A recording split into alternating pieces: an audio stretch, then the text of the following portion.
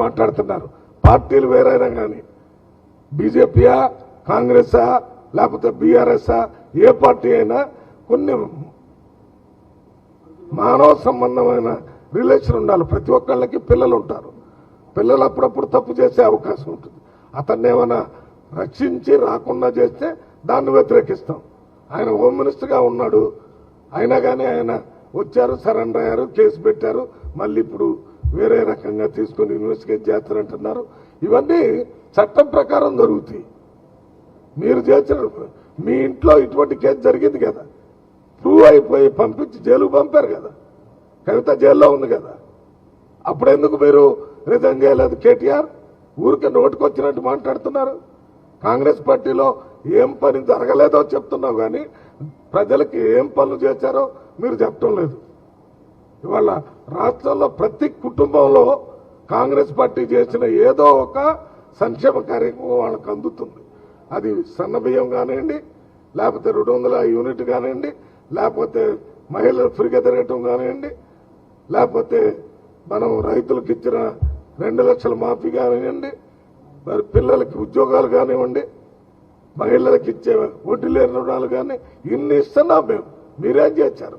ఊరికే మాటల గ్యారెంటీతో 2 సార్లు గెలిచి తెలంగాణ రాష్ట్రాన్ని 20 సంవత్సరాలు వెనక్కి తీసుకెళ్లారు. ఇప్పుడు చూడండి తెలంగాణ ఎక్కడ పోతుంది, పోర్ట్ సిటీ వస్తుంది, చుట్టూ త్రిబుల్ తీసుకొని వస్తున్నారు. ఇవన్నీ తీసుకొని వచ్చి వీటికి అడ్డం లేకుండా ఉండటానికి మన ప్రధానమంత్రి ఇక్కడికి వచ్చినప్పుడు మాట్లాడాడు. ఇక్కడ ముఖ్యమంత్రి ఢిల్లీ పోయి ప్రధానమంత్రితో మాట్లాడాడు. మేమందరం ఎంపీలు కూడా పోయి కలిసాం. చాలా మంది మంత్రులతో కలిసి మాట్లాడాం. కేసీఆర్ గారి టైంలో రాని పనులన్నీ మన రేవంత్ రెడ్డి గారి టైంలో వచ్చినాయి. రావాలా ఫెడరల్ వ్యవస్థ. నిన్న మొన్న కిషన్ రెడ్డి గారు మేమేదో డబ్బులు ఇస్తున్నాం ఓట్లు కొనడానికి, మీరు కొనటంలో సరే ఏంటి మీరు ఇచ్చేది డబ్బులు? మా రాష్ట్రం నుంచి 100 రూపాయలు కేంద్రానికి పంపితే 42 పైసలు పంపుతున్నారు. 100 రూపాయల్లో 42 పంపారు. మరి తగ్గిన డబ్బులన్నీ మీ దగ్గరే ఉన్నాయి కదా. మీకు డబ్బులు ఎక్కడి నుంచి వస్తున్నాయి? మేము పంపిన డబ్బులు మీరు పంపేది అదేదో మేము పంపుతున్నామని బీజేపీ మాట్లాడితే మీరు అసలు ఈ ఇంక్లూజివ్ గ్రోత్, ఈ ఫెడరల్ వ్యవస్థ, ఈ ప్రభుత్వాలన్నీ కలిసి పనిచేయాలనే దానికి వ్యతిరేకంగా ఈ కిషన్ రెడ్డి గారు మాట్లాడినా వాళ్ళు మాట్లాడతారు. దురదృష్టం ఏంటంటే నిన్న మొన్న బీజేపీ పార్టీ ఎట్టుందో ఒకసారి ఆ బీజేపీ పార్టీ హైకమాండ్ చూడాలని చెప్తున్నాం. 3 మంత్రులు, 3 ఎంపీలు బీజేపీలో ఉన్నవాళ్ళు, పేర్లు నేను చెప్పను, మీ అందరికీ తెలుసు. వాళ్ళు ఈ సమస్య రాగానే బండి సంజయ్ని సస్పెండ్ చేయాలా, బండి సంజయ్ పోస్ట్ నుంచి రిజైన్ చేయాలని బీజేపీ ఎంపీలు చెప్తున్నారు. ఊరికనే అదే వాళ్ళ పార్టీలో ఉన్న క్రమశిక్షణ. ఏమి క్రమశిక్షణ? ఊరికా పేరుతోనే ఆయన పదవి నుంచి దించితే మేము పదవిలోకి వస్తామని చెప్పేవాళ్ళు ఎక్కువయ్యారు. అది చూసుకోండి మీరు ముందు. కాంగ్రెస్ పార్టీ సంగతి మేము ఎప్పుడు తెరిచిన పుస్తకం. ఏం సమస్య ఉన్నా ప్రజల ముందు మాట్లాడతాం, ప్రజల ద్వారానే మాట్లాడతాం, సమస్యను పరిష్కారం చేస్తాం. మీరు మాత్రం మీరు మాట్లాడుకుంటాం. Thank you.